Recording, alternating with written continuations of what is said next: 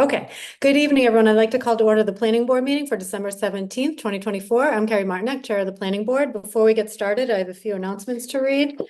This open meeting of the planning board is being conducted remotely pursuant to Chapter 2 of the Acts of 2023, an act relative to extending certain COVID-19 measures adopted during the state of emergency, signed into law March 29th, 2023.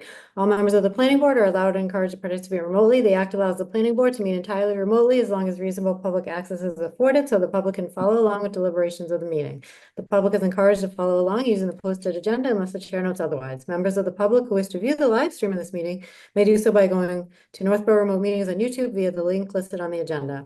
Ensuring public access does not ensure public participation unless such participation is required by law. This meeting will feature public comment. I will confirm that board members are remotely present and can be heard. Members, and I state your name, please respond in the affirmative. Anthony Zaitin. Here. Bill Pierce. Here. Amy Pratsky. Here. Mary Milton. Here. Great. Staff, and I call your name, please respond in the affirmative. Laurie Connors. Here. Great.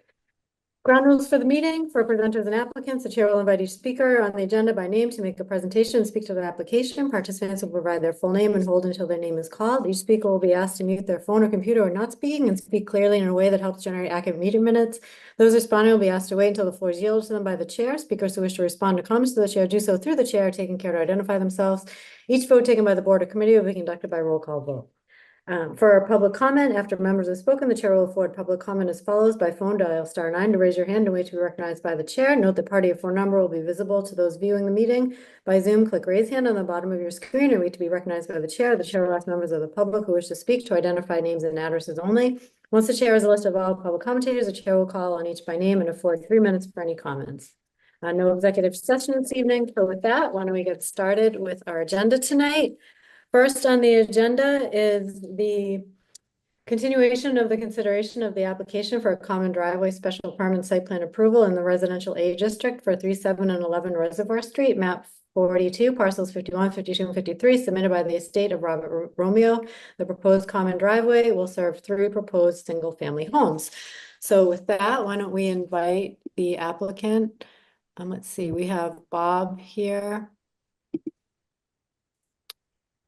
Hi, Bob. Is there anyone else from your team joining that you expect? Nope, I am the one and only tonight. Okay, Good great. evening. Good evening, Hello, everyone. welcome back. Okay, so I know we had quite a few letters from staff going around. So Laurie, do you have a recommendation on the best place to start for this particular application? We had a couple of outstanding items from last time. Yeah, there are a number of items that still need to be addressed. So the assistant DPW director, the conservation agent, and I sat down with Bob, I believe it was on Monday, to go over our comments. And that gave Bob the opportunity to ask questions and provide clarification. And we agreed that he wasn't ready for a decision tonight. He will address the feedback and wishes to come to the second meeting in January. I did suggest that he may want to go over some of the modifications to the plan so that you folks can understand what he did change to address comments that had been received. Okay, great. So why don't we start there? I'm sorry. Why don't we start there, Bob, if you want to present what you've changed. So I'm going to share the plan for him. I know he was having trouble doing it on his own. So Bob, why don't you tell me which sheet you want me to start with? So let's see. Why don't we go to the lotting plan, Laurie, because most of the other stuff relates to stormwater management, which I think Vinny, conservation, and Josh will handle. So the lotting plan might be sheet 2 in the set.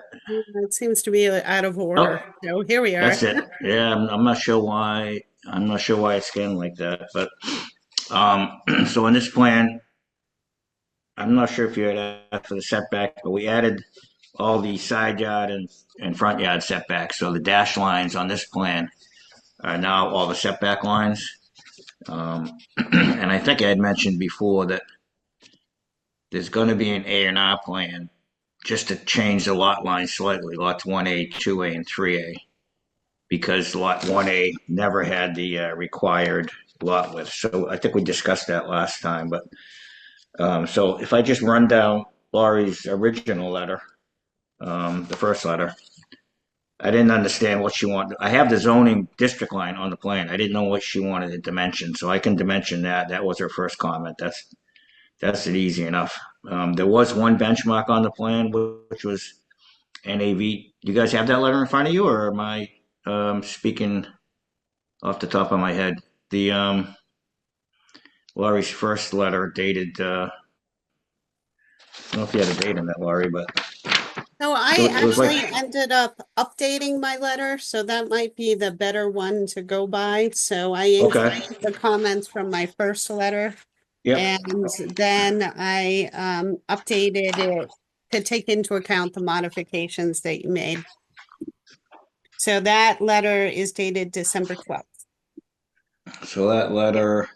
And in terms of when it came to us, Lori, just so we can all find it in our inboxes here, that is also December 12th. We should look for that email. or- I think I waited until yesterday to send it to you because I knew that we had a sit-down meeting with Dave, with Okay. Bob. So So I the wanted letter to- from the 13th is not the correct one. Friday. It's the 13th. dated on the bottom, December 12th, and then I believe I sent okay. it to you on yesterday. So that would be, Oh, okay. So I did get one on the 13th, and so did the rest of the board. So, but is that Oh. not? I just don't know. It says okay, December that must 12th. be it. Okay. Maybe I'm losing my mind. The Okay, days so for kind of planning- blend together. They do. Okay, so for planning board members, we have that letter from December 13th. And at the bottom, it does say, it says, comments dated December 12th are based on, and then it goes into the, Oh, yeah. is that the right one? Sorry. Yeah, I meant to put the new revision date on that, so Okay, so I this get is, distracted by phone calls and emails, so. that's okay, but for each response, it says December 12th comment, and then you put this comment is addressed by modifications or whatever else is needed. This is the right one. That's the one. Yep. Okay, got it. I'm not finding that one. I'm gonna forward it to the board right now, so everyone can see it. And Lori, I know you're on the planning board email, but I'll just put you separately as well. Then you can verify we're looking at the right one. All right, I just sent that out. Oh, here I got it. Okay. Wait. Oh, Okay, so Bob, if you don't mind rewinding for a second, you were saying number one, you were going off the, you're, are you going? That was the previous letter. I just pulled out Laurie's new comments. So Okay, let's take it from those the- are there's less on that. So let's run through that because a lot of these have already been done. So for Okay, great. item number one, I didn't understand. That's where I didn't item number one, fix the zoning line. She wanted the dimension on the south side of the property for the zoning line. So I've already added that to the plan. So I just didn't understand what she wanted next to Nicole St. Cyr. Okay, Item- Lori, do you have any insight on that one in terms of what needs to be done Yeah, here? so what I was telling him is when I say that something should be fixed, I'm looking for dimensions. So this is the zoning boundary line. So when you fix it, you put a dimension, you put a bound at the zoning district line, and then you put a dimension on either side of that. So that's what I was saying, but I can understand that he was confused by my terminology. Okay, so is that clear now? Absolutely. Yep, I got that. Great, okay. So So- item number two, we are on the NAVD 88, and there was one benchmark already listed on the plans down by close at the Crawford Street, but I added a second benchmark up closer to our driveway, maybe. It's in a telephone pole, benchmark on a telephone pole. So now we have two benchmarks. And I also have random stakes throughout the property that have elevations on them, so we're pretty well covered. And we're on the benchmark system that the town would like, so we'll go to number two. Okay, Number three, typically, number three on a subdivision, there's three lines for the existing, for the profile of the existing ground. My plan, I'm just showing the center line elevations, the center line grades as we go up the roadway to get it to know when we're in a cut or when we're in a fill. Josh, I don't know if Josh addressed that in his letter, but at the meeting with the three of us, he didn't have a problem with just the center line elevation. You know, we don't have a 50-foot wide roadway and 38 feet of pavement, so there's really not a lot of change from one side to the other. Okay, so Lori, you said you defer to the DPW director on this. So does that satisfy your concern? Josh agreed that that was okay? You know, my memory is a little bit different. I thought that he said that he wanted those other edges to be shown. So I think when Okay. you left for your other meeting, he definitely told me and Vinny that he wasn't worried about it. So we can I can clarify that with him, Okay, great. or you can, whichever. Okay, so we'll just But put that. I did ask. I think I sent a waiver request if the board would be agreeable to it. So if not, we'll add the other lines, which doesn't help my design, and it doesn't might help Laurie maybe with the cuts and the fills, but that's up to the board. Okay, so I suspect the board will defer to the DPW recommendation, the assistant DPW director. So I guess that's a outstanding item then. Lori, is that something, did Josh bring this up in his letter? It is possible that maybe the conversation changed. I had to go to Okay. another meeting. So we just need to this confirm meeting, that. So I'll confirm that with him. Okay, great. Let's see, jumping up to number 4. I misunderstood that question or comment because I thought Laurie wanted to grade the slope of Reservoir Street, but she's looking for additional topography going to the west. So I'll have to shoot some more grades to get that, and then do a little match line. There's not a lot of room in that plan, but that can be done. That can be addressed easily. Okay. Item number 5. I think we have the tracking pad. I think you're looking for detail on that, Laurie, on the tracking I pad? am. Yeah, Okay, so and typically what you do is on the detail sheets, you include the specifications for the erosion control measures. So that's what I'm looking for. So he's showing the limit of disturbance on another plan and where he's going to put the wattles, the sill fence wattles. Yep. And he's showing the tracking pad, anti-tracking pad here. So I'm just looking for a detail that shows the contractor what the specifications are and how they should be installed. I can add those details. That's easy enough.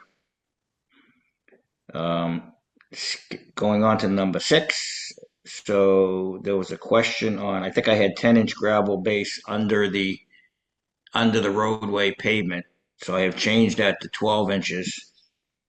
And then Laurie still is looking, the planning board, I think, is still looking for just the material of the gravel. So normally I would spec a Mass DOT gravel underneath our common driveway. So I will add that specification under that detail. Okay. So that should take care of that. Item number 7, we talked about a little bit originally.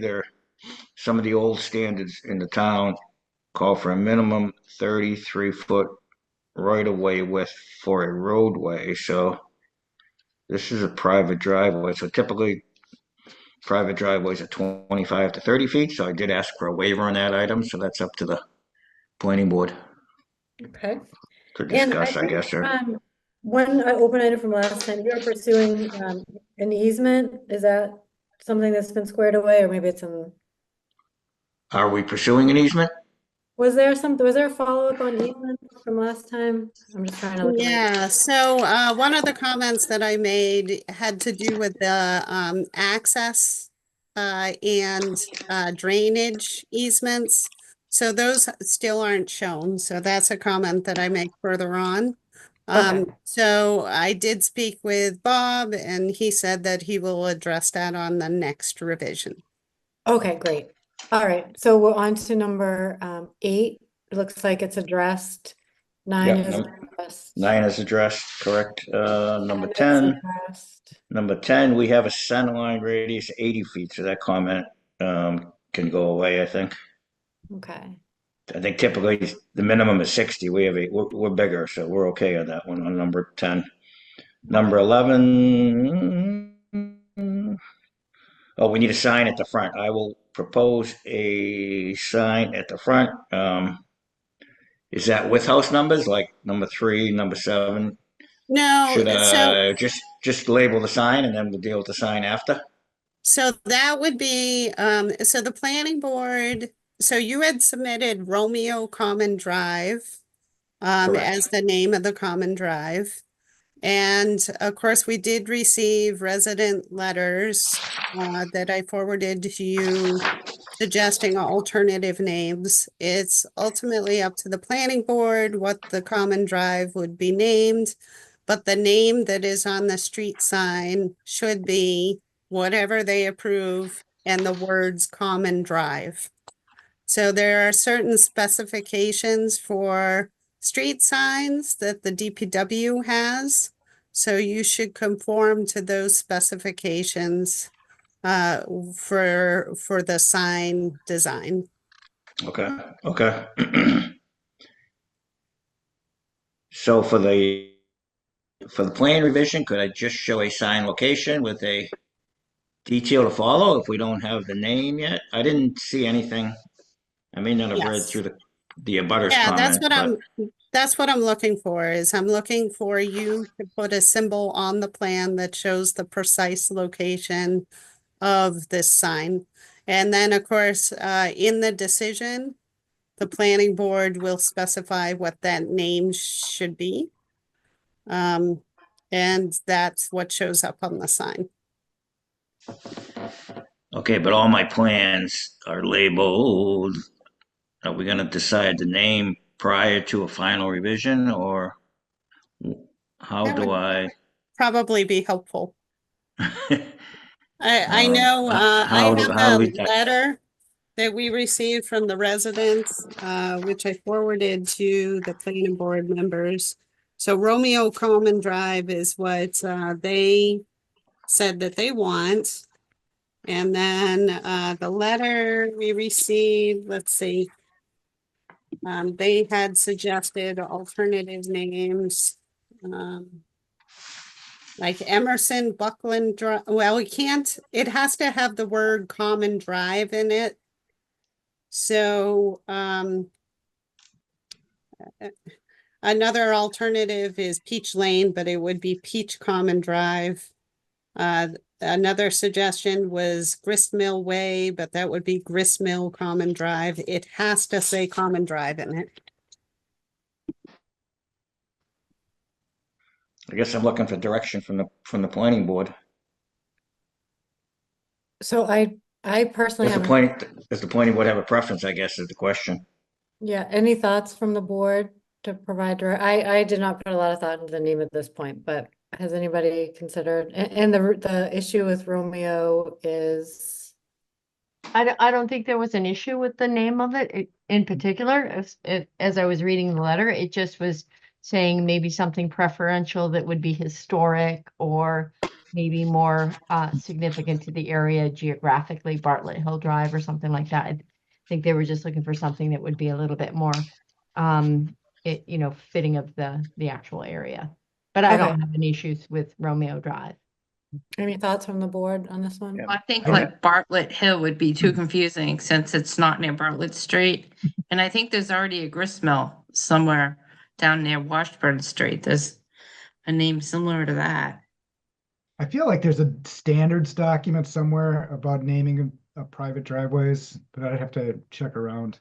Well, And we if you- don't have a standard, so there is a list that the Historic District Commission put together for the naming of roadways, but this is not a roadway. So this does not have to meet the standard for roadways. Public, yeah. Fair enough. Okay.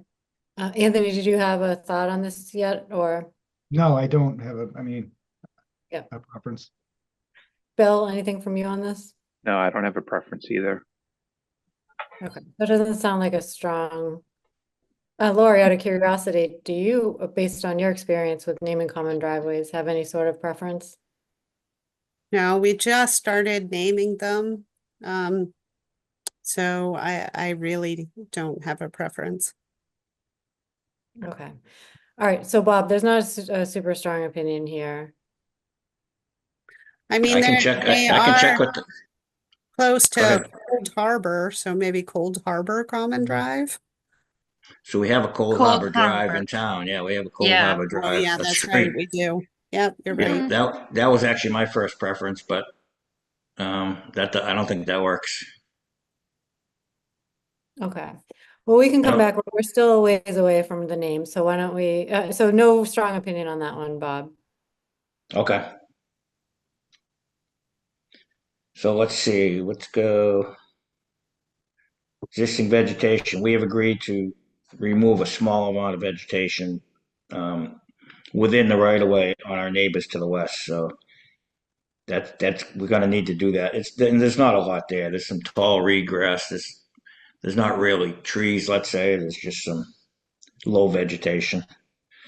And I think I have a note on the plan to remove it for sight distance. Item 13, Laurie had recommended some low shrubs along there, so I just have to figure out what would work best. She's looking for numbers, the number, how many we would plant, and the type. So I need to talk to my landscape guy. Okay. Item 14, 685 feet. I think I agreed at the last meeting that we should have some lights in there. I just You I don't just have a need to lot- I don't- show them on the plan, and then a what you can detail to do be.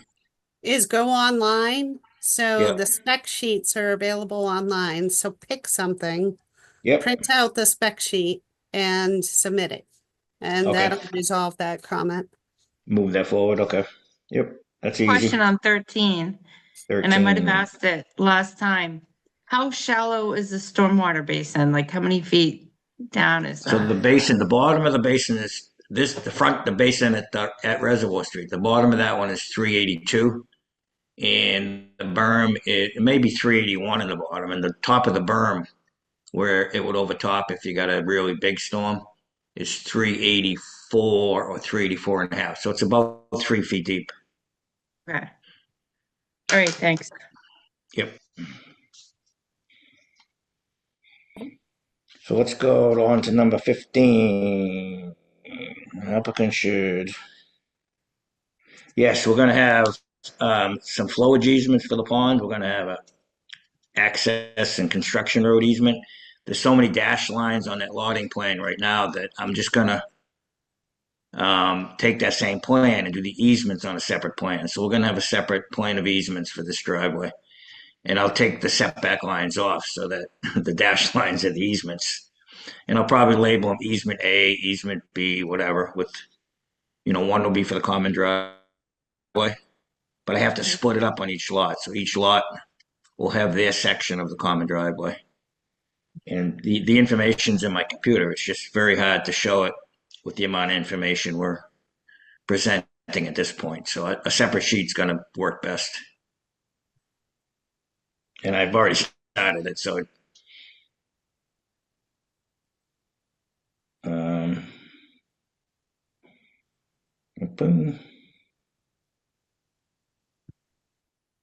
extent of the common driveway easement. Should we go to item number 16? This plan is addressed, comments addressed. Item 16.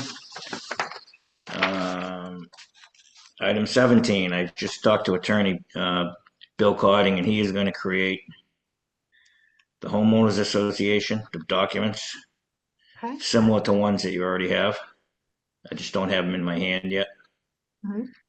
And there's two documents, Laurie, right, that you gave me. There's two separate documents. One's the homeowners association. There's another one's the declaration of easements or something to that Yes. effect. Yeah, so what that does is it allows the town to go in and do the maintenance should the homeowners association fall down on the job.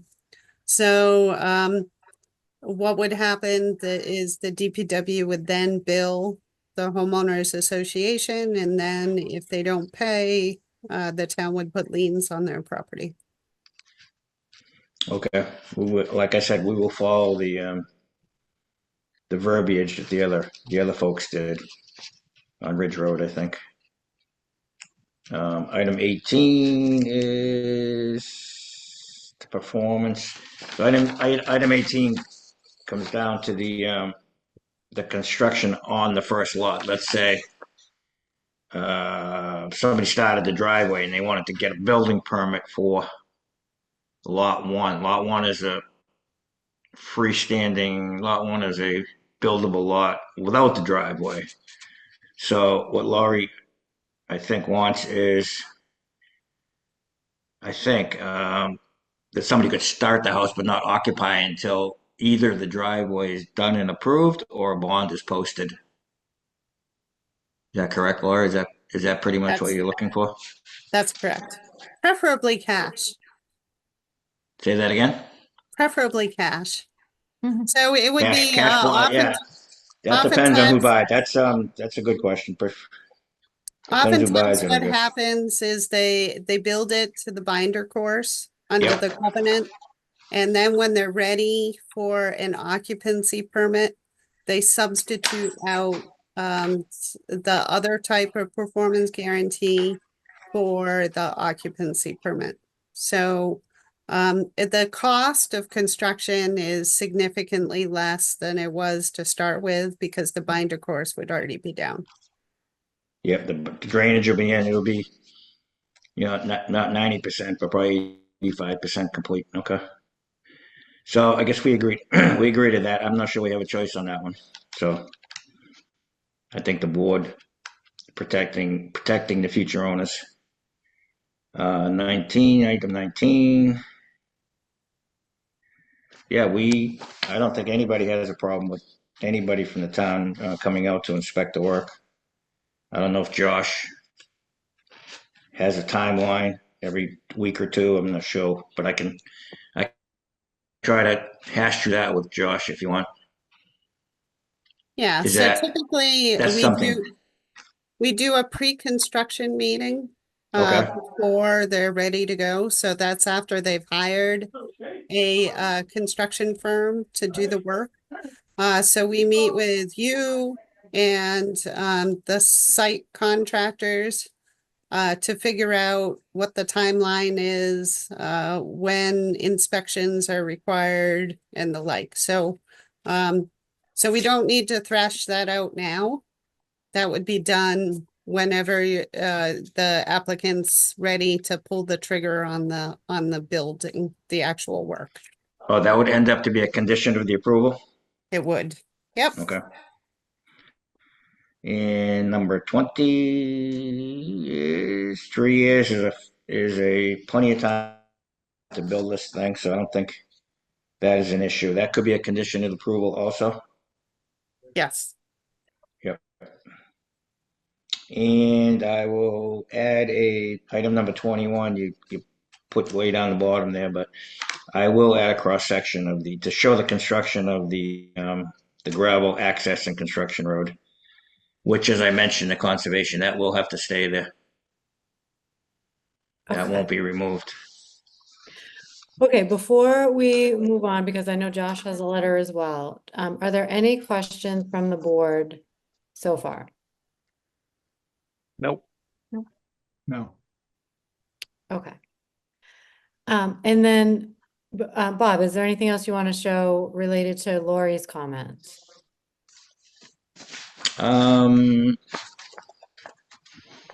Related to Laurie's new comments? No, I think we covered it pretty all. much walked through them.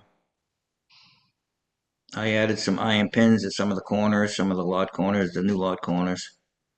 The easement for the driveway has proposed concrete bounds. That was added for her last comment letter. So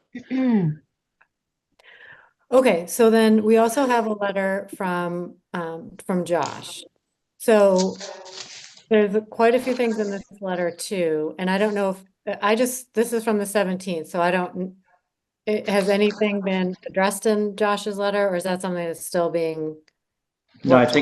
I think this letter comes based on our meeting. So some of the things he asked me to add at the meeting. So that was just a couple days ago. So Okay, so is it something you want to show tonight, or that's still being worked on? It's okay, I just want to make sure that you've had a chance to share every update.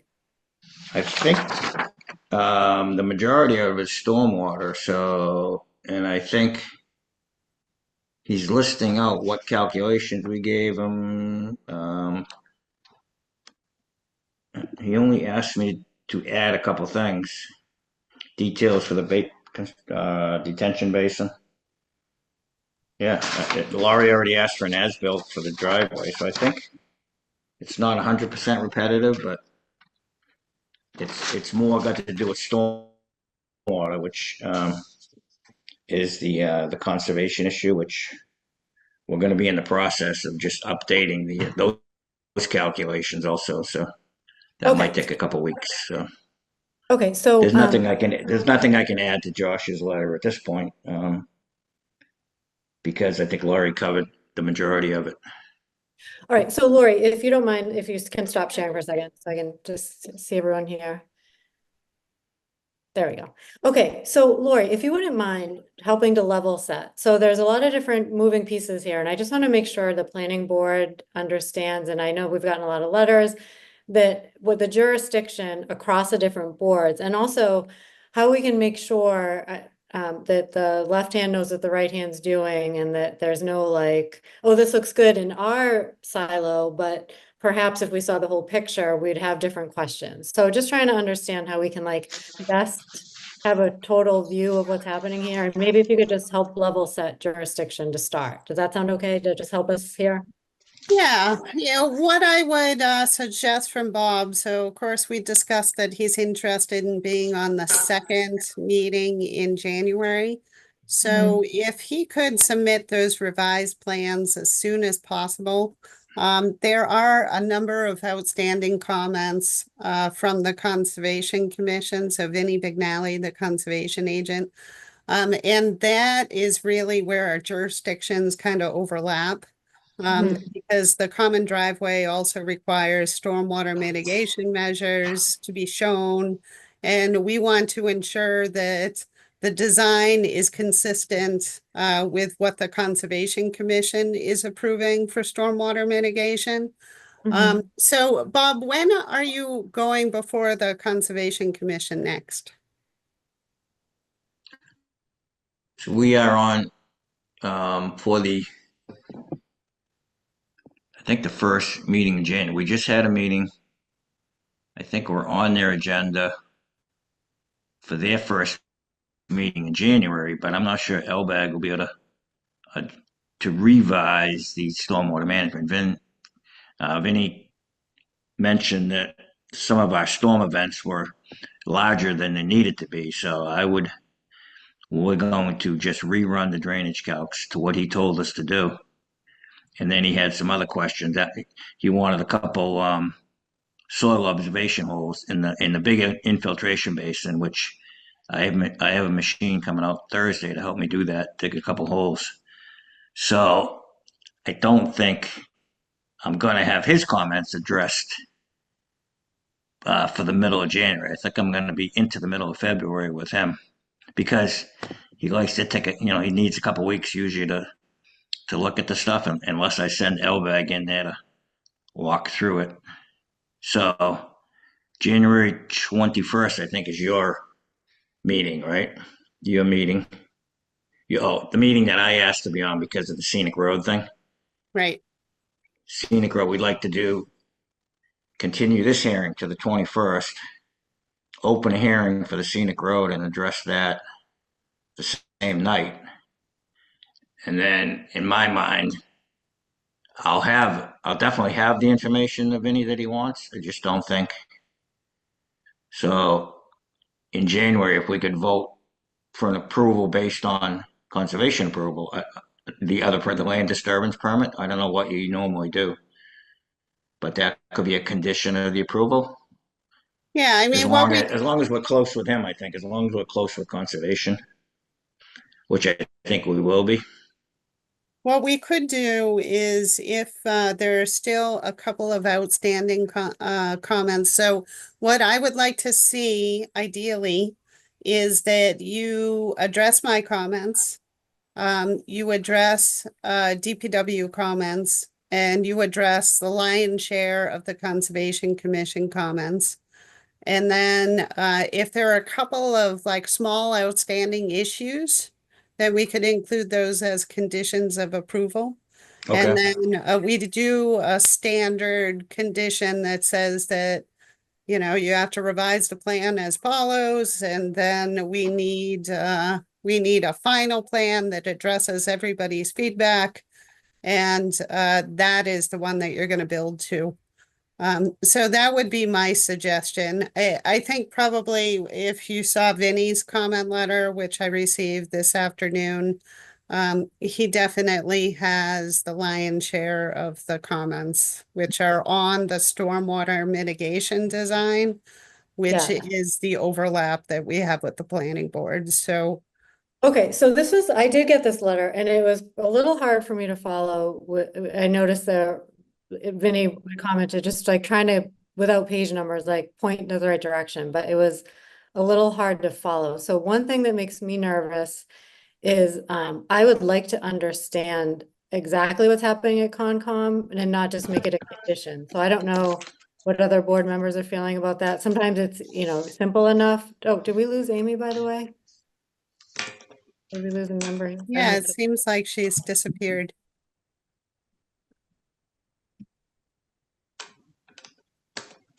No, I didn't hear from her. Maybe I'll send her a note, we lost her. That's strange.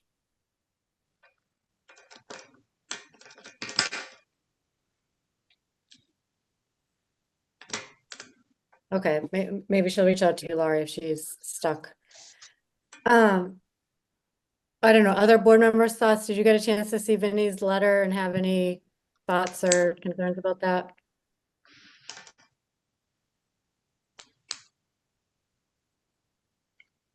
I didn't read, I think he just sent me that letter today, so I didn't read it Oh, because okay. I know that he wants to dot all the i's and cross all the t's in that stormwater management report, so my gut feeling is, and I didn't do the stormwater calc, so my gut feeling is the plans will stay the same, the calcs are going to be updated, and let's say better coordinated, let's use that term better.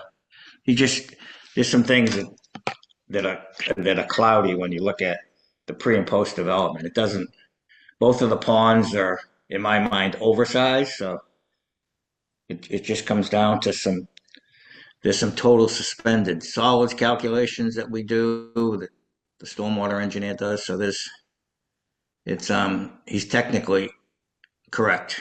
So we got to make the revisions, I think, and that's the way it is. But it shouldn't change the layout, it shouldn't change the grading, we should be looking at the same basic plan. Okay, so I don't know if it did come out late, so if other board members, and it seems like Amy had a family emergency, so she intentionally left the meeting.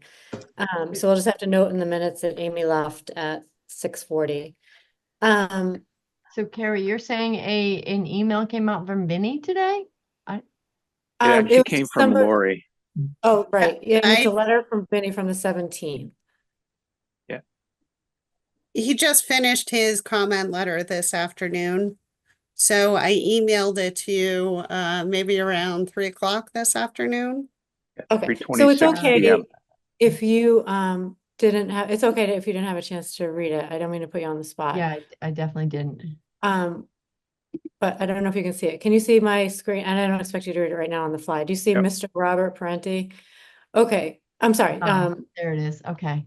so it's pretty extensive and it was a little hard to follow in terms of, trying to keep up with the pages and whatnot. So my concern is that what I am hesitant to do is just like to not understand what's happening in Concom and then where we overlap.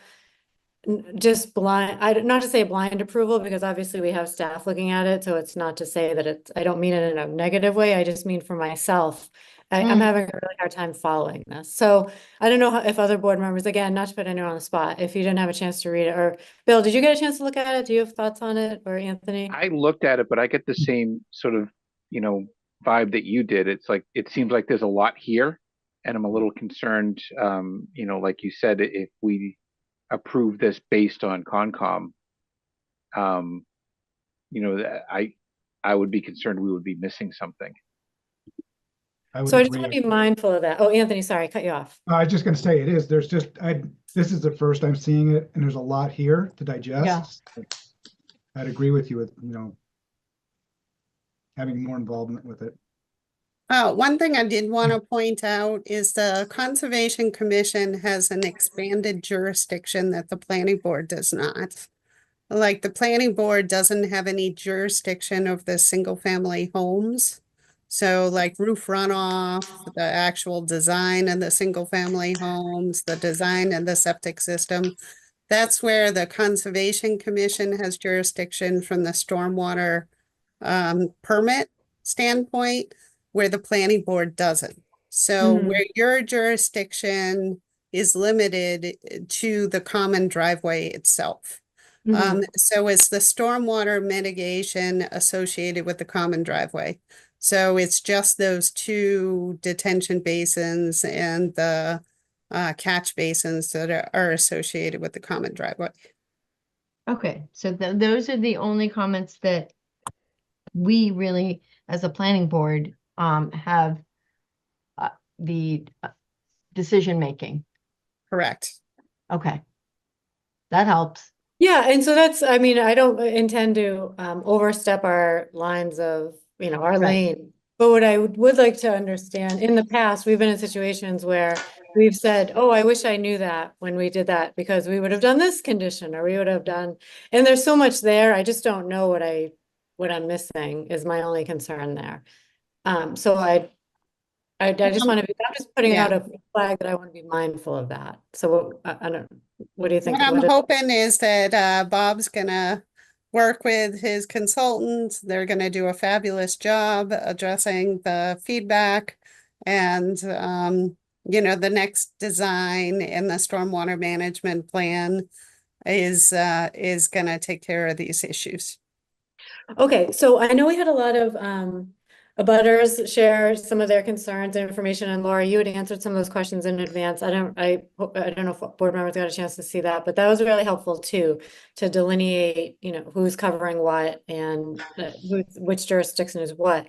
And of course, I'm going to open up for public comment, but I want to, in some cases, if it's not in our jurisdiction, I just want to help make it clear to anybody calling, like, where does that, sometimes as a resident, it's hard to like follow the path, like, oh, now I have to go to that public hearing, oh, now I gotta chase down. So I just want to help, I want to be mindful of our jurisdiction, but also help point people in the right direction too, to whatever extent we can, so they don't have to run through the gamut of meetings that we have.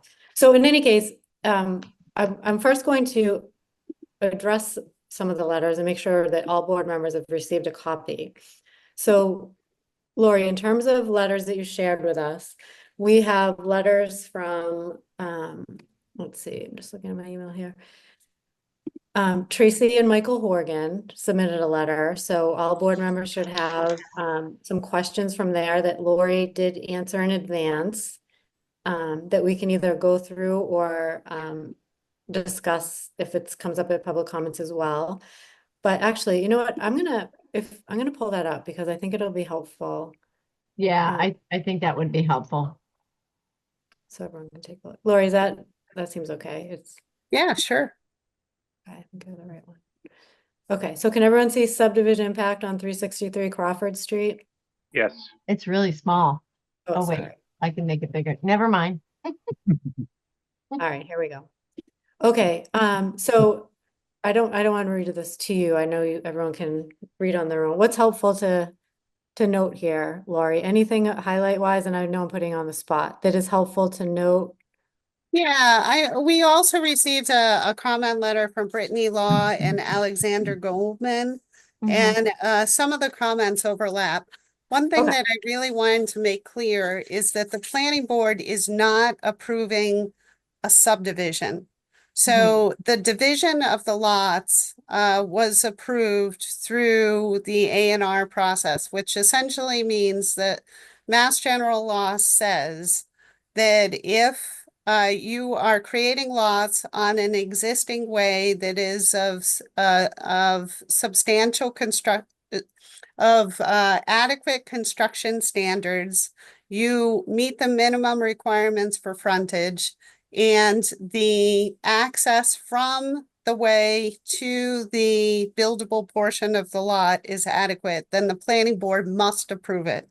And it must approve the division of the lots without a public hearing. So typically this happens within 5 minutes at a planning board meeting. If the lots don't even meet the minimum lot size requirement, the planning board still has to approve it. So this is not a subdivision that is before the planning board. So the 3 homes are going in. Once the lots are created, then the applicant just needs to go to the Board of Health for approval of a well and a septic system, and to the building inspector for approval of a building permit. So typically what happens is people build separate driveways for the separate lots. So they have to apply to the DPW for a road opening permit or a driveway permit. And, it's pretty much done without any public hearings. In this case, they're trying to minimize the disturbance to the area by doing a common driveway. So a common driveway is not a private way. It's not a public way. It is not a roadway. It can never be accepted. It doesn't meet the construction standards of a roadway. It is a driveway. So if the planning board denies approval of the common driveway, then what that means is that you will see 3 driveways to those single-family homes. So the construction of those 3 single-family homes is not what's being discussed here. It's Okay, just the common driveway and the associated improvements. And by that, I mean stormwater mitigation, the electric lines, and that's pretty much it. Okay. The lighting. Board questions on that component? Okay, so this looks like when we get down to here there's an abandoned property that is not a part of this application and is not anything that it's not part of and again, we're only looking at the common driveway, so that has no implication to what we're looking at. The 363 Crawford Street is not a part of this whatsoever. Correct. Okay, so the part where it sounds like we are tangling up a little bit is the stormwater component. And this would be helpful to understand in terms of how much the overlap with Concom and what we need to do to make sure. This is where I wonder, like, making sure the left hand knows what the right hand is doing. So for the plans to match, and I know that's what the staff works on. So it's not to say that I don't think that's happening, but just to understand it myself. So could you explain a little bit here where we would, or what's the best way to make sure that our plans do match? Is it? Yeah, so that's why I've been asking for Vinnie's comment letters, because I want to make sure that we understand what the issues are from the Conservation Commission perspective. Okay. And so like I said, they have a greater level of jurisdiction when it comes to stormwater mitigation than the planning board does. But the planning board still has jurisdiction over the stormwater mitigation associated with the common driveway. Okay. So, Josh, Vinny, and I are working together to ensure that these issues are resolved. Okay. And obviously, so land disturbance, you had commented in another place that there is less with the common driveway, the land disturbance is less the common driveway than the 3 driveways. So we're looking at either we approve a common driveway or we're looking at 3 common driveways. I mean, I'm sorry, So- 3. 3 individual driveways that have no planning board jurisdiction. Okay. So in the case of individual driveways, all they need is a driveway permit from the DPW, but they still need a stormwater management permit from the Conservation Commission, regardless of whether it's 3 driveways or 1 driveway. Okay. Board questions on this? Okay. And I'm sorry if I'm the slowest of the bunch. I just want to make sure I fully understand our jurisdiction here. Okay, the homeowners association seems pretty straightforward. Any questions from the board on homeowners association? No. No, that seemed to be pretty straightforward. Okay, so I think we all know we do not have jurisdiction over single-family homes. So, okay, this is where you get into, if we don't do the common driveway, we're looking at 3 individual driveways. Our jurisdiction will be over the removal of trees and stone wall within the public right of way. And this is triggered by something we haven't seen yet. It just came through today, the scenic road Mhm. application that we'll review. Right. Right. So your jurisdiction about trees and the old historic farm walls are only within the road right of way. So if the trees are outside of that, you don't have jurisdiction other than, you know, what your typical jurisdiction is for the common driveway. Okay, and the Concom has jurisdiction in terms of removal, a wider jurisdiction. However, if it's your property, you can clear cut the whole thing if you want. Pretty much. Yeah, I mean, their jurisdiction is limited to wetland areas, wetland buffers. And then, of course, they have to do erosion and sediment controls if they want to, if they're triggering the stormwater management permit. So the trigger for that is 1 acre, I believe. Okay, and they have nothing to do on the flip side with scenic road bylaw, nothing to do with it. I'm just Right. clarifying for everybody listening so that everyone knows which board handling what. Okay, Yeah, so I mean, they may want to submit a comment letter if they have Yeah. concerns, but the jurisdiction is with the planning board. okay. The setbacks, pretty straightforward, and making sure, basically the primary concern was making sure the runoff is directed away from other properties in the area. So I think that was clear. Any comments or questions from the board on this particular section? No. No. Okay. And Laurie, thanks for taking the time to answer this in advance. It's really helpful to have a frame of reference here to go through. You know, I'd be happy to do that. Like typically, I don't know what you want me to do when I receive comment letters that are mostly directed to the planning board, whether you want me to answer the questions in advance of the meeting, or do you want me to just wait until the Oh, planning yeah. board meeting? Right. Well, yeah, so that's great to whatever extent you can. And thanks for doing it here. I obviously we're just trying to be mindful of open meeting law where we can't go back and forth with each other. So I just to avoid the back and forth with the board itself. If you address it, then it prevents it. It ensures that we're not going back and forth in a private setting. So that was my only concern. Okay, yeah, that's great. I just don't want to step on any toes by Oh, no. answering out of turn. Okay, power lines, you thought that they would probably be below ground for a common driveway. But chances are they'd be required for individual. And just wondering, your suspicion on that is just because of by way of it's just not as cost effective, or So we require in our subdivision regs, the utility lines to be below ground. But that is not required if they're doing separate driveways. They're not triggered by subdivision or site plan review, so they can just do telephone poles. It's okay, cheaper to do that. got it. Okay, and this is where you talked about the trees would be impacted, one driveway versus 3 driveways. Okay, so the common driveway would minimize the impact.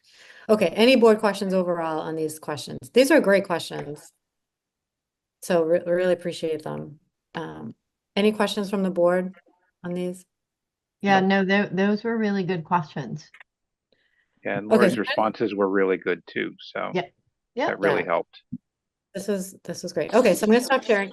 I'm gonna welcome public comments. Unless you mentioned there was another letter from Brittany Law, but we did not respond in the same way, I don't think. And there are Yes. concerns. Yeah, go ahead. It's also another long letter.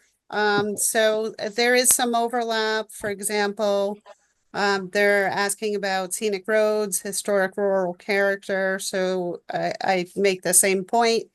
The option is 3 driveways versus 1 driveway. So I would think that going with the common driveway would preserve the scenic character far more than going with 3 driveways.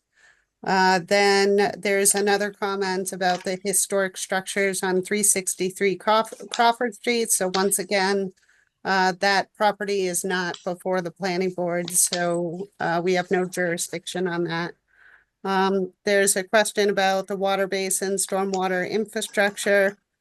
What happens if the site sits vacant for years or the homeowners do not keep up with maintenance? So the answer to that question is the homeowners association is responsible for maintenance. If they fall down on the job, then the DPW will do it and bill them. If the site sits vacant for years and years, then there would be no change over existing wooded conditions, so there shouldn't be any stormwater issues. Land disturbance, invasive species, and impact on upland forest. Is there a plan or a revision for invasives to be eradicated before building the stormwater infrastructure? So, of course, they would clear various areas to make way for the homes, the septic systems, and the stormwater infrastructure. Bob, I guess you'd best be able to answer that question about how you're going to deal with invasives. Mhm. I think the invasives are only down in the lower, in the detention basin that's closest to the street. There's some bittersweet in there. I don't know what else somebody else listed, but I tell you the truth, I didn't even look at it because the question just came up. Yeah, the question is, will there be a knotweed risk assessment or continued monitoring of the site to ensure they don't spread further uphill? I don't remember seeing any knotweed there, but it could be. I'm not sure what he's looking at. This is from Morgan or from Brittany Law? This is from Law. Brittany, Yeah, I'd have to take another look Brittany at it. Law. I don't know what she's referring to. So It says the road bordering on the property is overrun with Japanese knotweed. Is there I'm pretty sure provision that for these? I'm pretty sure that's to the east of where we're working, but I could be wrong. There could be some in the town right away, Yeah. which we're not disturbing in that section. So there is. I know DPW has been cutting it with their lawnmower thing that overhangs the curb, but I'd have to go back and look at it. So the next question, how many trees will be removed? So if you look at the revised plan, I assume that all trees would be removed within the limit of disturbance. Are they going to be required to replace the trees with new native trees? Once again, we really don't have any jurisdiction over single-family homes. Mhm.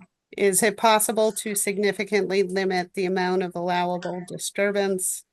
So my understanding, looking at, we did have we did discuss this on Monday. We talked about moving the silt fence, the straw wattles, so they would be within the limit of disturbance. And that was something that Bob agreed to. Will this plan require any blasting, Bob? Typically, everybody, if they run into some ledge, they just pound it out these days. Nobody on this small of a site blasts ledge anymore. They bring in a hammer and they just hammer it for a day or two. Okay. So then there's extensive discussion about species of concern. And the question is, how will the town work to protect threatened species and preserve wildlife corridors? So my response would be that if one driveway wasn't approved, the common driveway, then they will be building 3 separate driveways and they won't have, planning board has no jurisdiction whatsoever. So there would be a greater level of species habitat destruction, I would think. Okay. And then there's a question about the Migratory Bird Treaty Act. So once again, so the planning board, so these lots already exist. So the homes are going in as long as these are buildable lots. So construction of the homes is not under planning board jurisdiction right now. It's only whether it's going to be 1 driveway or 3 driveways. Okay. Okay, does the board have any further questions based on this letter? What pending items do we have for us? What Um, what was that? Oh, sorry, go ahead. I didn't hear what he asked. No, I asked what pending items are for before our Oh, board. okay.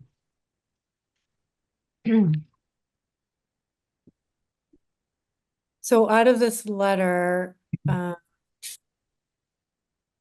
stormwater, but the question was really about the keeping up with the, nope, that's fine. So keeping up with maintenance.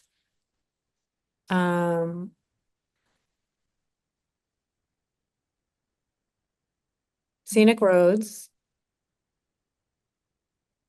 Anything else, Lori, that, Well, I think that's pretty much it. A lot of it has to do with, like, I think they're making the argument that the homes having to do with the construction of the homes, which are not under planning board jurisdiction. Right. does that answer your question, Anthony? Believe so. Okay. All right, so any other comments from the board so far? I'm going to open up to public comment. Okay, great. All right, so we have Tracy Horgan. I'm going to put you on here to talk. Hi, Tracy, just your name and address, please. Hi, can you hear me? We can, yep. Okay, sorry. My name is Tracy Horgan. I'm at 17 Reservoir Street and a butter to this project. And I first off want to thank the board and Lori for your time and consideration and reviewing our questions. I know it's been a lot. I understand that you're volunteers, and Lori, you're trying to balance between your role in the board and not overstepping. So I appreciate the time that you've spent and the patience that you have exhibited with the questions that we've asked. I do want to ask a question for clarification purposes, and I'm not trying to beat a dead horse. I just want to understand the horse itself. So, and I think I must have understood I heard at one point that you said, Lori, that for the A&R, which I believe is approval not required, is that correct? That's Okay, good. correct. Good. I feel like I deserve a prize for getting that one. Okay.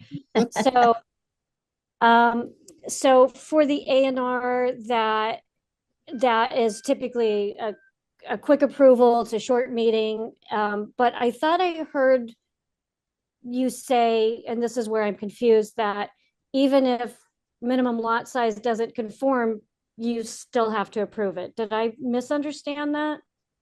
No, that is correct. So the building inspector, so we're required, we can only look at those 3 items that I had mentioned. So the adequacy of the way, the sufficient frontage, as well as the adequacy of the access from the way to the buildable portion of the lot. So if the planning board has to answer yes to those 3 questions, then the planning board is obligated by law to approve the A&R. So generally, if we see that a lot has insufficient area, we can have the surveyor put not a buildable lot on the plan. So then the owner of that property could go to the zoning board of appeals and ask for a dimensional variance so that they can build, even though they have a lot with insufficient area. But usually that's flagged at the building inspector level. And he would then identify that lot as not a buildable lot. So the I think- planning board could be creating lots that are not buildable. So that's why we always require on A&R lots a statement that says compliance with zoning is not, I can't remember the exact words, but is not stated or implied. Okay, so I think that's where my confusion was coming in, is that we have obviously various zoning requirements in the town and the town bylaws or whatever statutes, I don't know what they're called, but that require, at least in this part of town, if you don't have town water and town septic, the minimum lot size of 1.84 acres. And that's not an issue for these lots. I understand that. But I'm just trying to understand the role of the planning board, which I am feeling the more of these meetings I attend is very narrow, and that is very confusing to me, because I guess I had previously been under the impression that the planning board was around to ensure that developers adhered to the rules and regulations of the town, but I guess it's only a small set of rules and regulations. So the planning board has a lot more jurisdiction when it comes to subdivisions and like site plan review. So when it comes to multifamilies, duplexes, commercial and industrial properties. But when it comes to single family homes, the planning board has very little jurisdiction. Okay, well, and I appreciate you taking the time to educate me. I'm sorry, I know you didn't intend to teach classes about planning tonight. I'm always happy to answer questions, so don't hesitate. And thank you for that so much. And just, I think one question and then kind of one comment to explain something, but I don't think you guys will necessarily care. But the question is, and I understand the inference of less land disturbance by a common driveway, and that it's better overall, and I see that and I understand it and I appreciate that. But based upon the topography of the original 14-acre lot, it doesn't seem like it would be possible to have 3 driveways anyway, due to wetland restrictions and all of that offset that's required for the various groundwater zones or or whatnot. So I guess it seems like the suggestion or kind of the implied threat, not that anybody's threatening us, that it could be 3 driveways isn't really true, because they really don't conform. I mean, it's not really possible. It would be cheaper for them to have 3 driveways, for one thing. And I feel like they would be doing that if they could. So Laurie, do we have any insight into, is it possible to have 3 driveways? I believe it's not financially prudent. But I used to be a planner working in the Boston area, and of course, you know, there was a building going over the Mass Pike, and there was also buildings going over Boston Harbor. So if you have enough money, virtually anything is possible. No, I mean, land-wise, is there enough, or even physically, could they create 3 driveways with the land, with the room they have between wetlands and whatever rules and regulations they have to follow? Could they legally put in the driveways, 3? I believe they could. I would not recommend it. And that was the conversation that we had when Bob had submitted the A&R plan to begin with.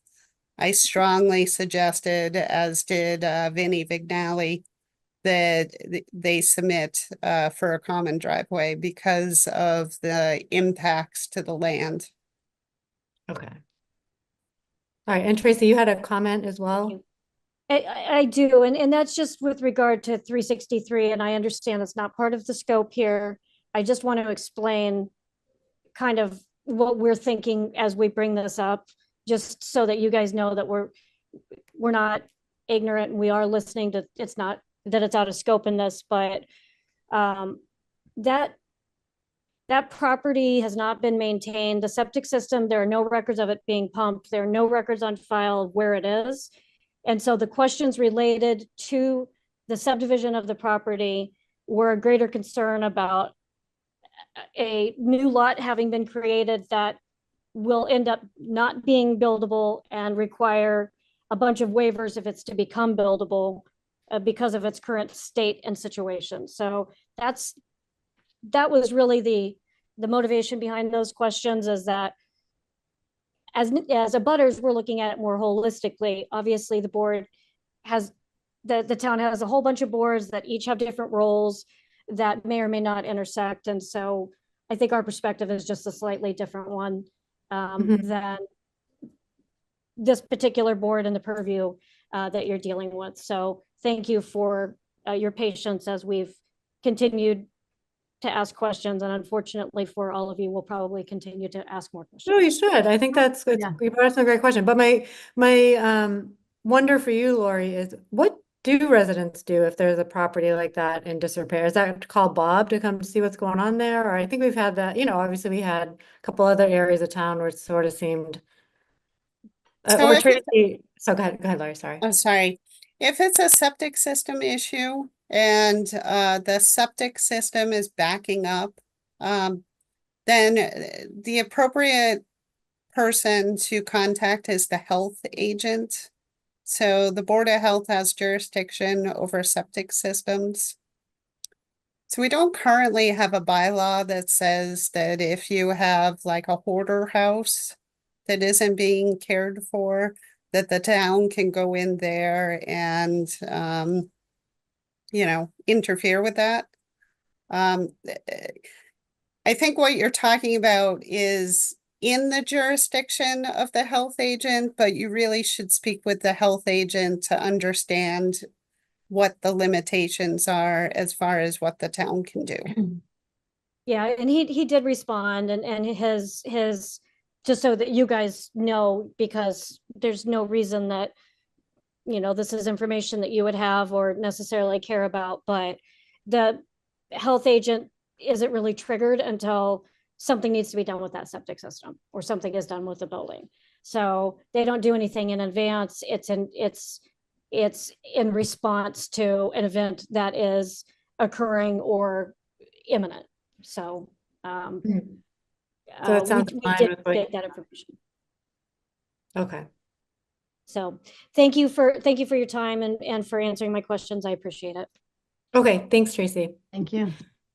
All right, we have Lisa Orr. I'm going to bring you in. Lisa, just your name and address, please. Hi, I'm Lisa Orr. I'm at 6 Reservoir Street. I'm across the street from where the driveway would be. Driveways. I just have a couple questions.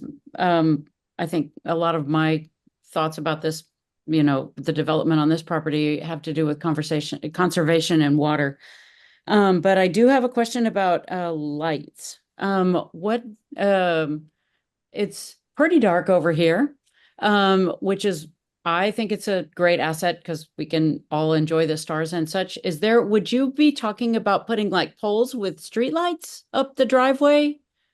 Because That was something that I recommended in my comment letter. So what I had suggested, because this common driveway is going to be very, very long, over 600 linear feet, I had suggested 3 light poles. So one would be at the intersection of Reservoir and the common driveway. A second would be at the midway point, and then a third would be at the turnaround at the very end. And I have asked in my comment letter for specification of the lights, so what they'll look like, how tall they'll be, and kind of like the spec sheet that shows how bright they'll be. Yeah, I guess I think light pollution is a common environmental issue that we're facing right now, and so maybe if they could be somehow scaled to, not have that, it would be great. Scaled, Lori, or the light would only shine down, or whatever it is that they do. And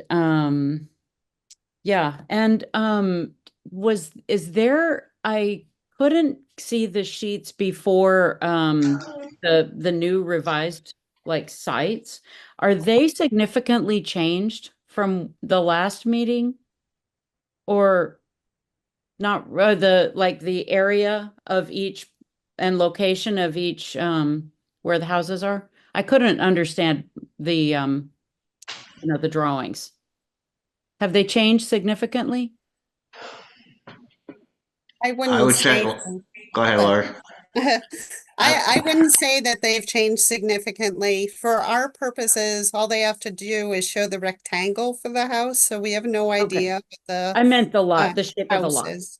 Okay. Okay. The shapes of the lot. So have they changed? Did they change significantly? Bob, why don't you The speak to that? lots have not changed. The lot lines, let's say, the lot lines Yes. have not changed. Okay. And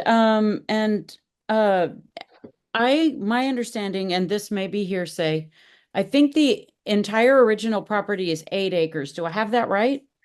No, It's with the 3 lots that we're working with are 10 acres, so we're Okay. developing about 4 acres out of 10. So if somebody owned a 1 acre lot, so suppose you bought a 1 acre lot, you would be disturbing half of that, 20,000 square feet.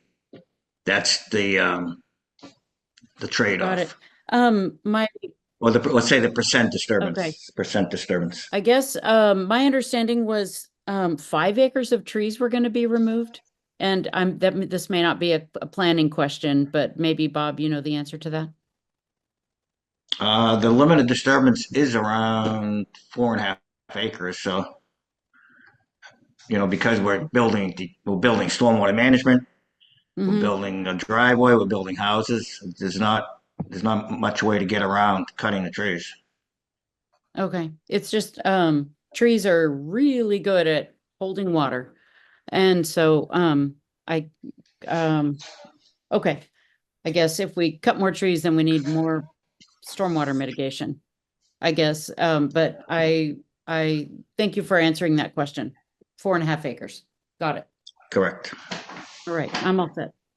Okay, great. Thanks for your questions, Lisa. Carrie? Yes, hi, Bill. So one question to Lori. I thought last year we put a requirement in our zoning regs for dark sky compliant lighting so that we didn't have to put it in conditions anymore. Would that apply here? Yeah, I mean, that's always what I would recommend. LED, energy efficient. I know we put it in our zoning bylaw, but that isn't triggered here.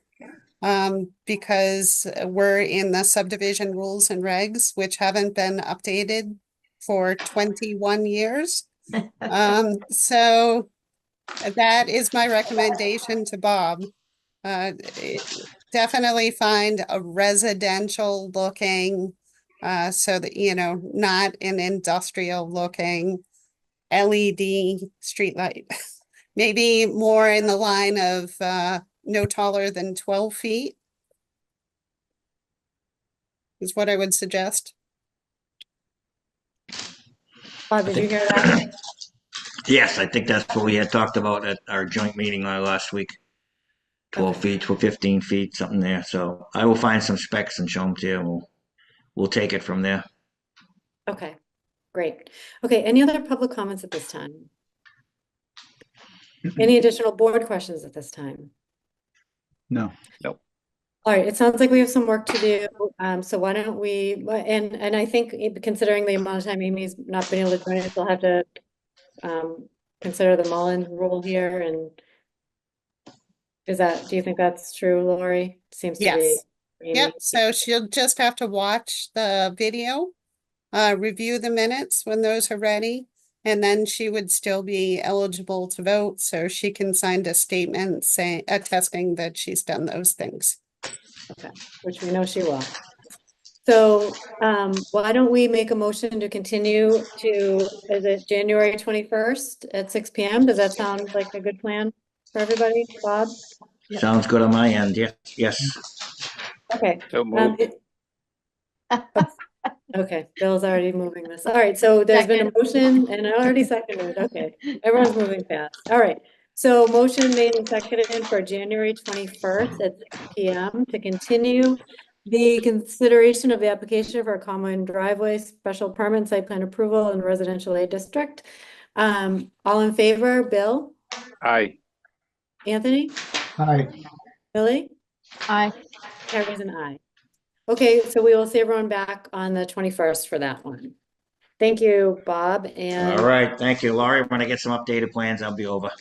Thanks, Thank Bob. you. Thank you all. Thank you. Okay. Okay, next on the agenda, we have 0 Bartlett Street, Parcel H, definitive plan endorsement, approval of covenant. So the board received a copy of the covenant. And Lori, you had clarified a bit the genesis of this. If you wouldn't mind just speaking to it to give everyone a context here of what this consists of. Sure. So Scott Weiss, who is in the audience here, had reached out to me for the sample covenant. So the only project that I was aware of in the recent past was the Harrington Lane, which of course was originally approved in 2016 and was just wrapped up.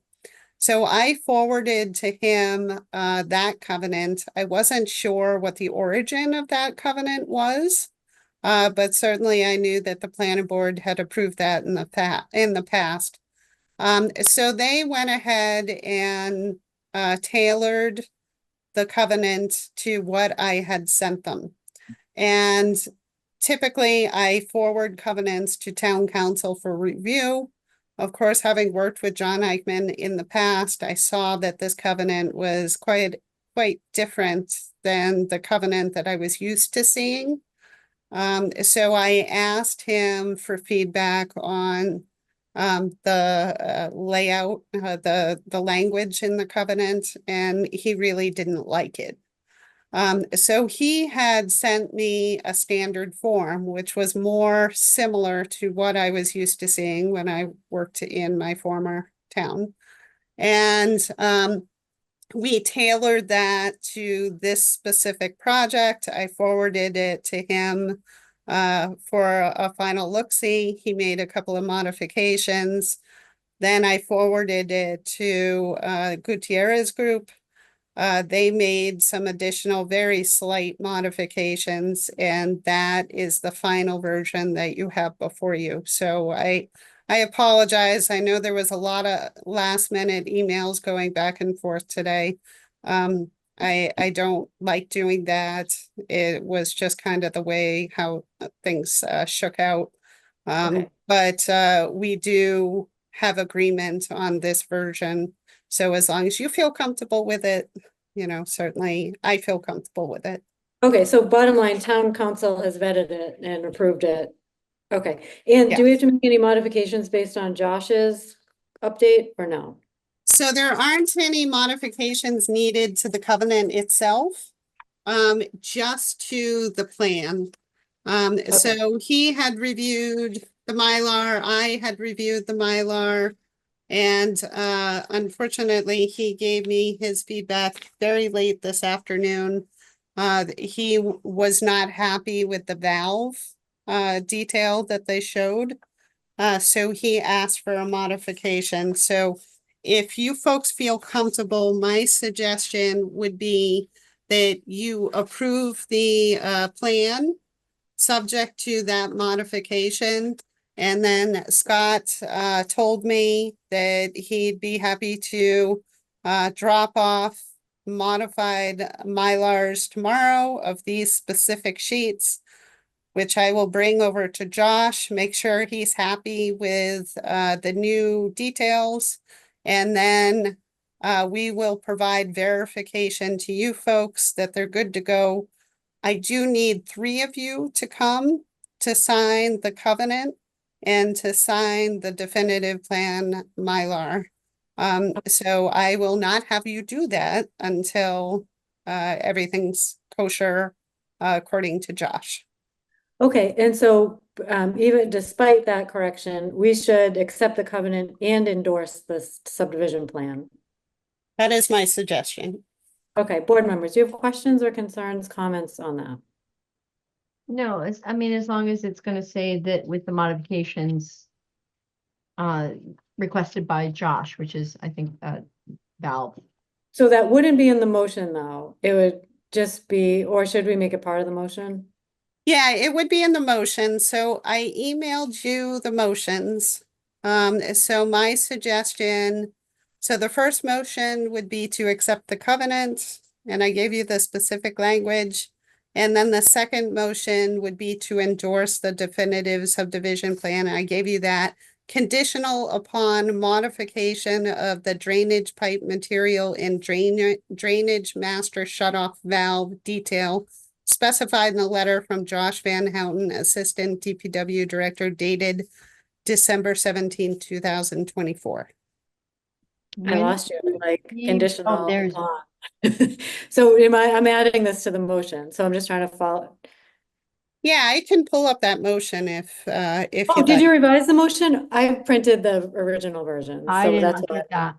that. I did not revise it, but I think it still works. Because I didn't specify in the motion the 12-inch valve versus the 15-inch valve. Okay, so what you just read is not a part of the motion.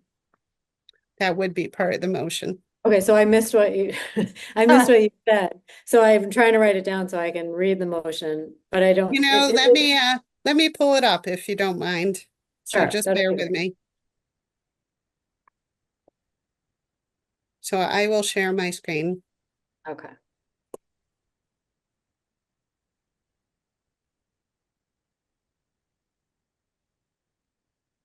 All right, there you go. Okay, and this has the, So the new language. oh, I do have that in the second one. I do have that. I'm sorry. Right I got there. it. Okay. All right, so while you have it up, Oh. would anyone like to actually read and make the motion? Instead of getting out of it easy and just saying so moved. I can do it if you'd like. Yes, go ahead, Bill.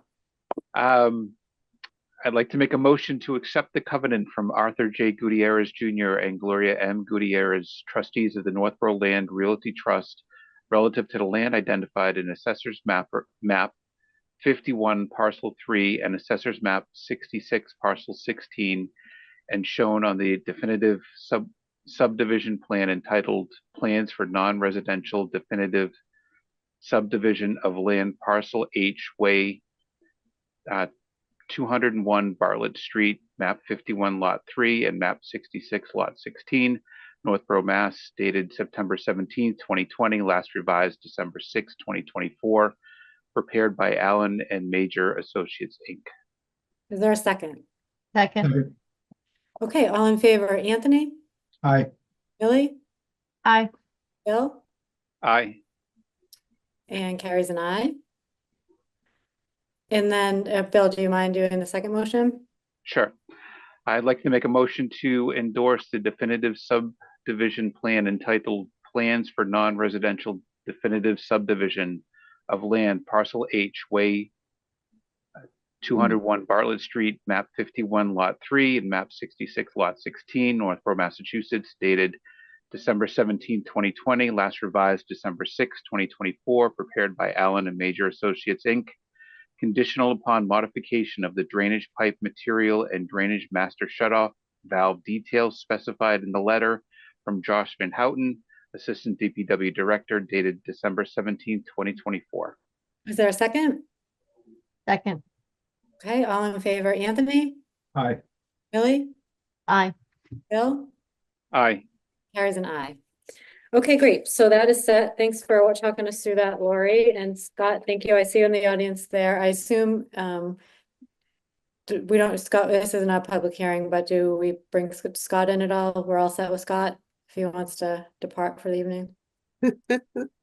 He's not raising his hand, so I assume he's good to go. Scott, are you all good? Just making sure before we. Yeah, all good. Thank you very much. Okay, Appreciate great. it. Thanks for hanging on. Okay, so next on the agenda, we have no A&R lot releases or bonds. Nope. So we had some bylaws for consideration. Is there anything we want to cover tonight? Laurie, I know you did a pretty extensive job on the inclusionary bylaw. We're obviously missing Amy, who typically has a decent amount of input, but is there any input from the board tonight on any of the bylaws that we received a draft of? We got inclusionary, the accessory dwelling unit, signs were on hold. Any questions or comments? I've just given them a pretty brief overlook, so I didn't really get into a lot of detail on them to compare them with the existing ones. Okay. Bill or Anthony, any comments or questions so I far? haven't had a chance to really dig into them. Okay. Bill, you had These are something? more to bring us up to speed with the new state regulations, right? Mhm. They are, and unfortunately, the accessory dwelling is a moving target. So Mhm. the state has said that they're going to put together guidelines. There have been a number of workshops, some that I've attended, some that Amy's attended. And what's become clear is that many of the questions from the communities, the state doesn't know how to answer.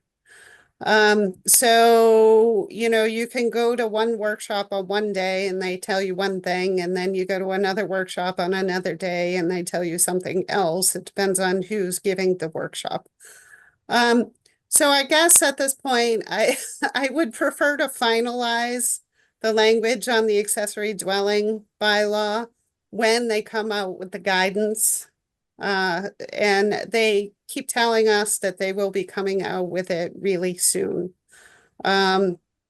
So this will change most likely when that guidance is received.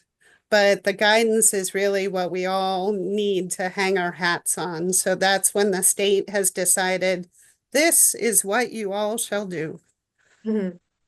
I had basically one pretty general question about accessory dwelling units that aren't attached is how are they hooked into septic or sewer? So we've been discussing that with the DPW director. And what he's saying is that if they are standalone accessory dwellings, so standalone buildings, then Yeah, they will need a separate service. that's what I thought. Yeah. So I imagine for a septic system, it would still be plugged into the same septic system, just two different pipes. But if it's a sewer service, it would be two separate services. But for the lot, the maximum bedroom size is still for all, no matter how many dwellings you have on there. Correct.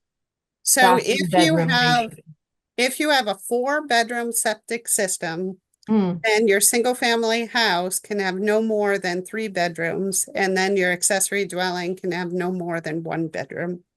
okay, So if you have 4-bedroom house and you're interested in doing an accessory dwelling with 1 bedroom, then you would have to upgrade your septic system to support the additional bedroom. okay. That's my only question I had on that. Any other questions from the board or anything you want to speak to, Laurie? No, I know that Amy had a number of changes. When it comes to the inclusionary bylaw, one of the things that I was really kind of grappling with is many communities do a fund. So if a developer doesn't want to provide the accessory dwelling unit on site, they have the option of doing it off-site. They have the option of, in my draft bylaw, donating land to the town. Many communities have a 4th option, which would be to donate money to the town. So typically it would be within something called the Affordable Housing Trust. So that would be another entity that would be included in the municipal code. So it would be another amendment.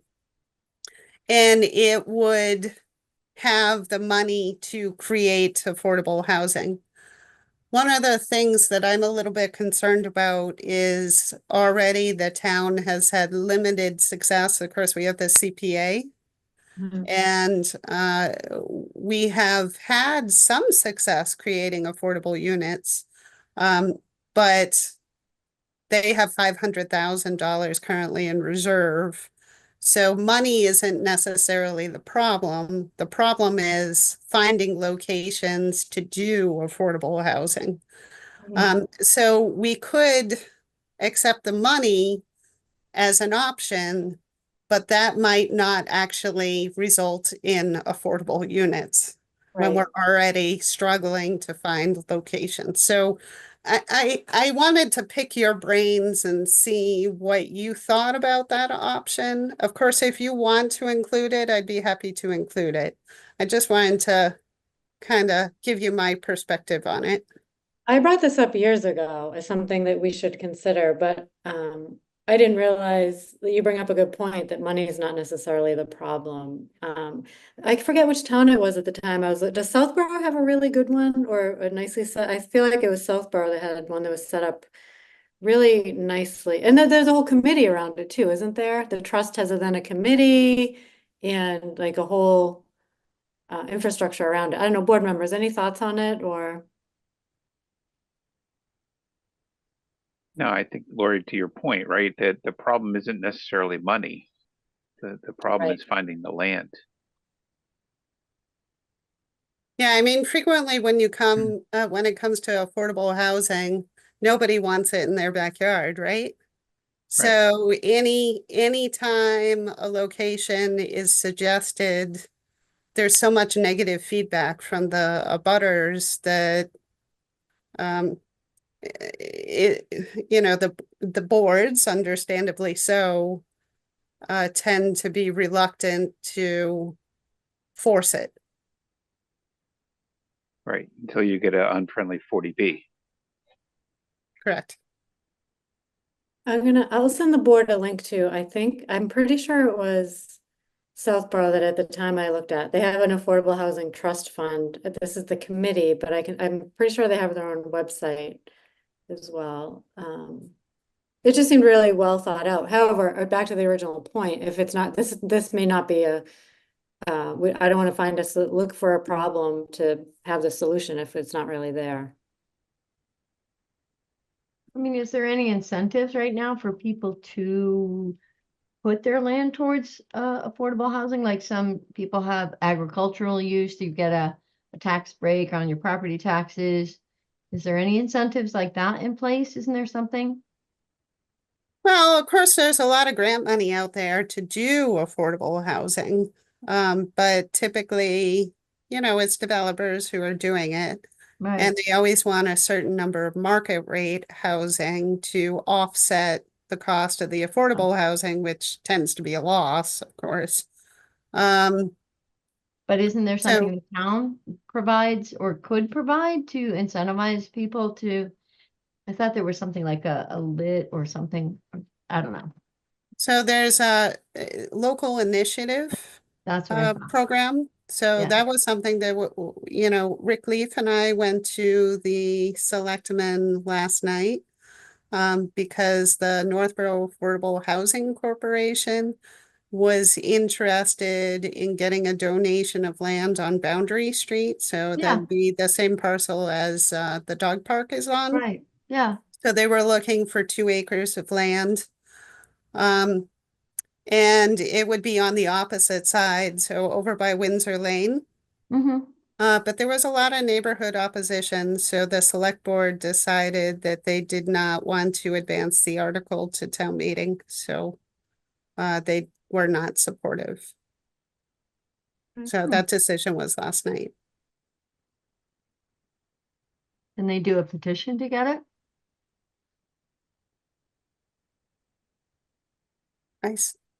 I suppose they could. Okay. I don't know if NAHC wants to do that. Yeah. Well, Okay. citizens petition, is that what you mean? That's what I meant. A citizen. But it sounds like the residents weren't for it, so then it wouldn't be hard pressed to get a citizens, just be a matter of.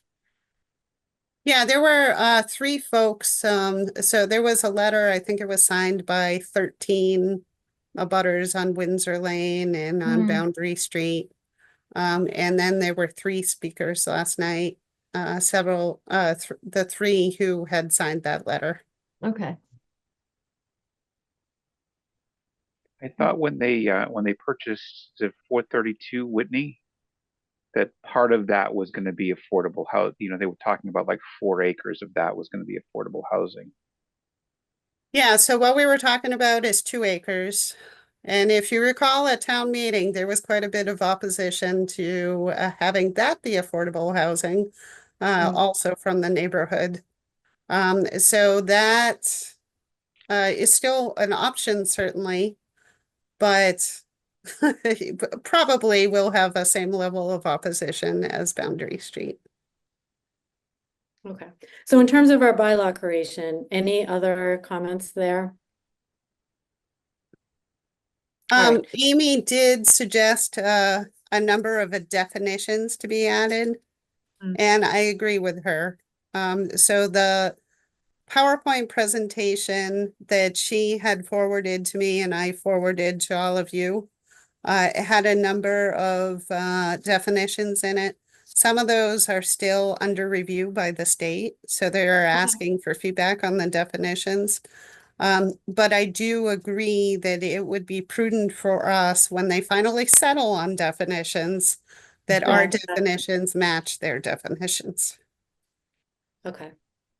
All right, so we have some definitions to review as well. All right, anything else there? Okay, any subcommittee updates? So I do have one.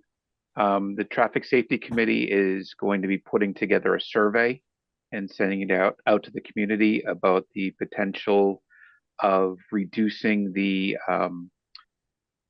standard speed limit within the town to 25 miles an hour.